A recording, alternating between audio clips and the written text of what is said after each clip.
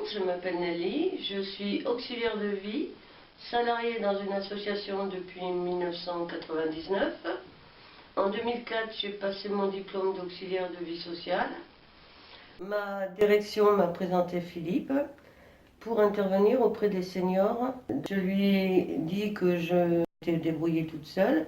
Alors pourquoi j'ai adhéré à la démarche de Philippe suite à la proposition de ma direction? Eh bien, c'était le côté pédagogique qui m'intéressait beaucoup, le transmettre, le savoir, moi j'aime bien ça. Et ça m'a apporté aussi de maîtriser aussi certains outils, de mettre en place les interventions, de noter ce qu'on fait, le cahier de suivi qui était très intéressant. Donc ensuite, il y a eu les interventions au domicile.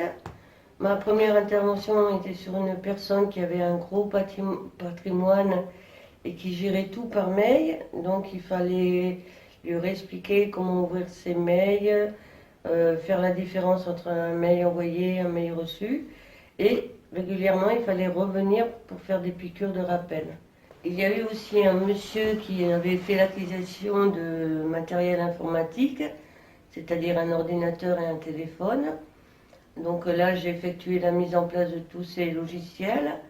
Après, avec lui, il a travaillé, je lui ai montré les raccourcis, comment les utiliser, ainsi également pour son téléphone.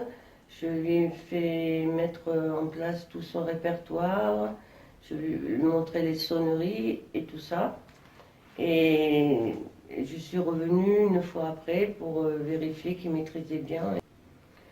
Il y a eu aussi une dame qui jouait énormément au bridge.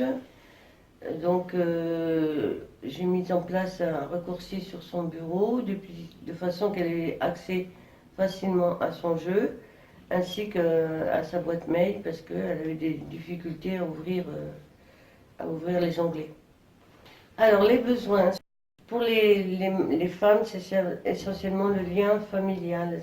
C'est très important d'avoir des nouvelles par mail des enfants ou recevoir les photos.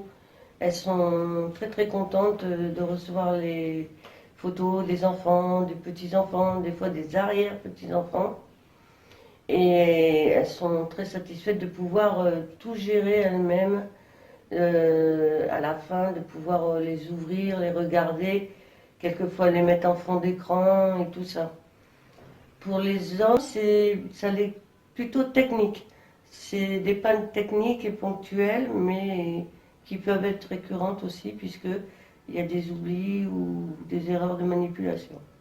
Pour les familles, parce que souvent les enfants sont éloignés et ne se déplacent pas toujours pour l'administratif, et les enfants sont très rassurés que ce soit nous qui le faisions, parce que ils ont confiance en nous en règle générale. Alors, lorsque nous intervenons, les personnes sont mises en confiance puisque nous sommes tenus par le secret professionnel et par rapport à un tiers qui peut intervenir, nous ne pouvons pas divulguer ce que nous voyons ou nous entendons. Exemple, lorsque nous faisons les déclarations d'impôts par Internet. Alors, en tant qu'auxiliaire de vie, je ne suis pas systématiquement auprès de la personne lorsque j'interviens.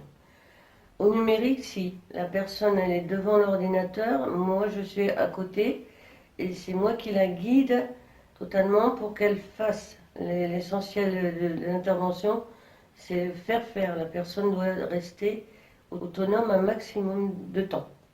Au numérique, pour les personnes âgées, ça leur a apporté une image de soi plus grande, une satisfaction, une autonomie.